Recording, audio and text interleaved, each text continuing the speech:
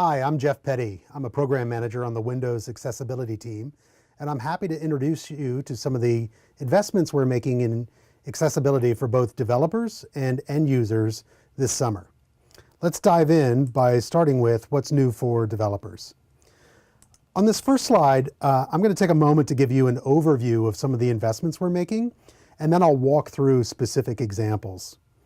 The first thing that you should know is we've listened to your feedback and we've acted on it. We're making some significant improvements to documentation, including bringing documentation about accessibility across multiple frameworks into a single location. We've launched the Accessibility Developer Hub to be the one-stop shop for all of our documentation. We've also updated the Windows Dev Center. You asked us to describe what needs to be done and how to do it in one place. And we've done that with the Windows Dev Center documentation. We've also made some pretty significant investments in our frameworks. I'll walk through some changes to XAML, showing you how you can add mnemonics or access keys in just 2 simple steps. And I'll give you an overview of some of the investments we're making in Edge web platform accessibility.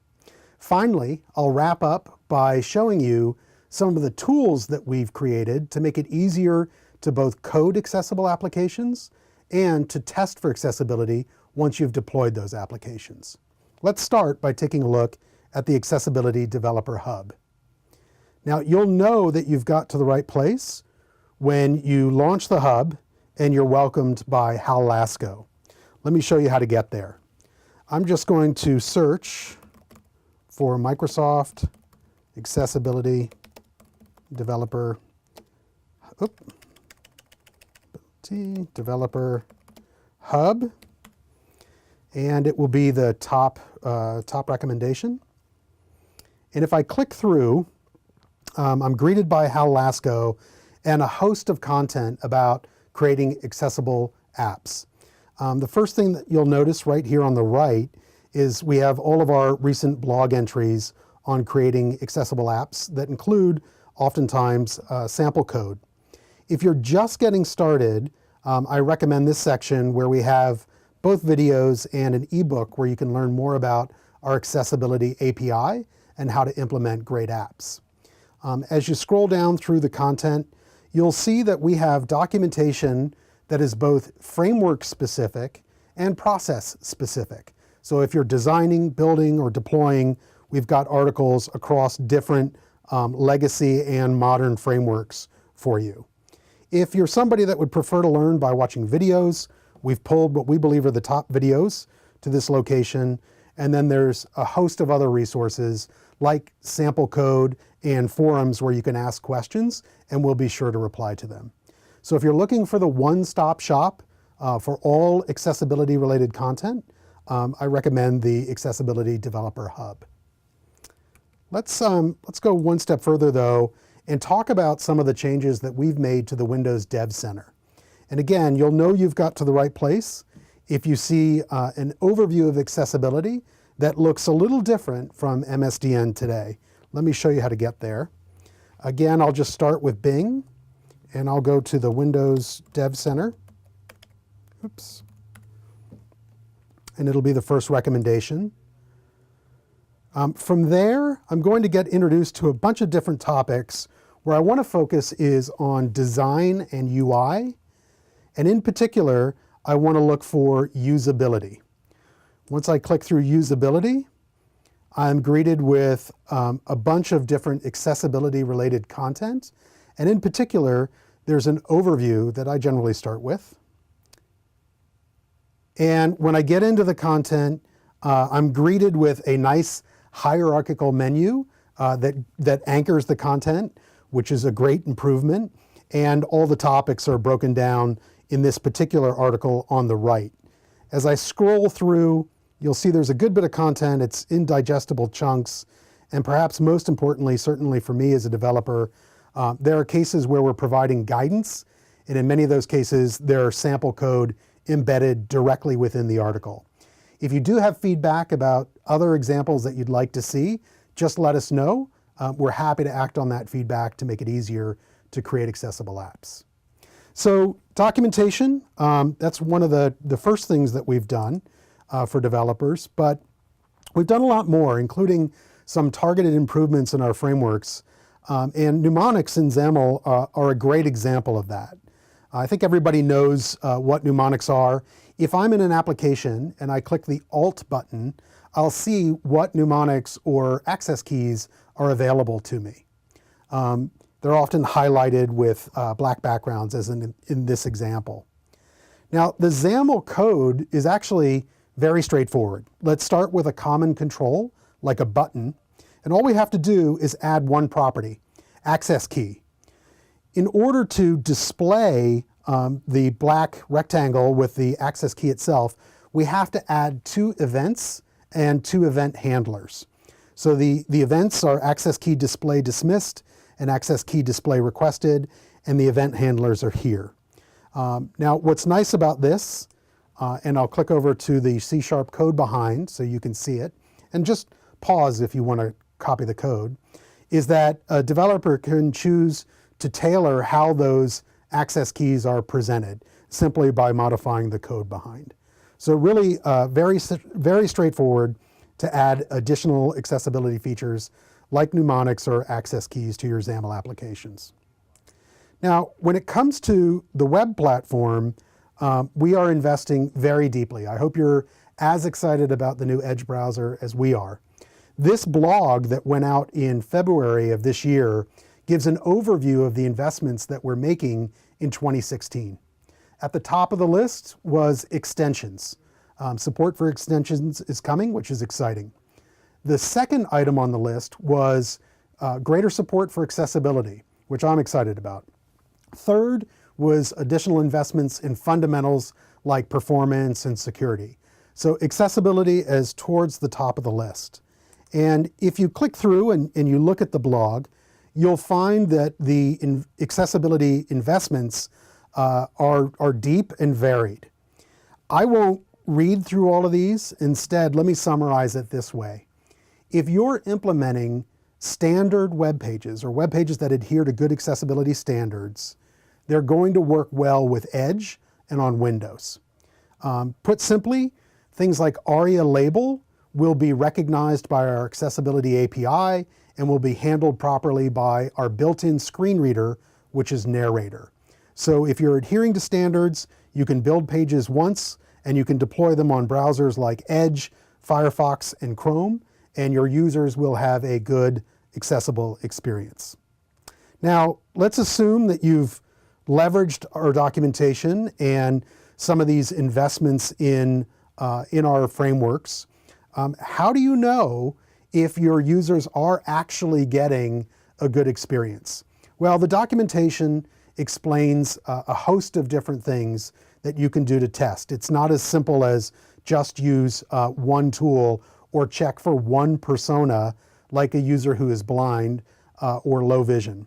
But we did some things to make it easier to test, especially for users who are blind. And one of those things is called Narrator Developer Mode. Now, Narrator, our built-in screen reader, can be launched with just a click. You just click Windows plus Enter to launch Narrator.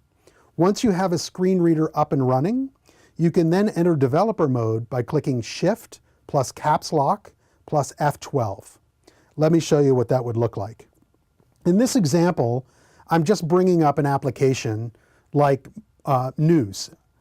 And you'll see in this news page, there's actually quite a bit going on. There's navigation on the left-hand side, there's topics or tabs across the top, and then there's a bunch of articles. Typically when we're evaluating a page for accessibility or an app, we ask questions like, can you get around to all of the UI using just a keyboard and not a mouse? And we ask questions like, have you exposed the information about controls and other text programmatically so that it can be accessed by a screen reader? Now in this example, if I launched Narrator and then I pressed again Shift plus Caps Lock plus F12, what would happen is I would get a screen curtain over the application and I would be in Narrator Developer Mode. This actually emulates what it's like to be a blind user. In addition to providing that screen mask, we put a bounding rec over the object that has focus. And we both provide a visual indication of the text that's exposed programmatically, and we voice it to you. So as you navigate around in developer mode just using a keyboard, the question becomes, are all of the elements that you need to access, are they accessible via a keyboard? And as you're seeing what's voiced and you're hearing what's voiced, is this information of use to an end user? It's a great way to test an application very quickly because developer mode, and Narrator itself ship with Windows. So these are tools that are at everyone's fingertips, whether they're developers or whether they're functional testers.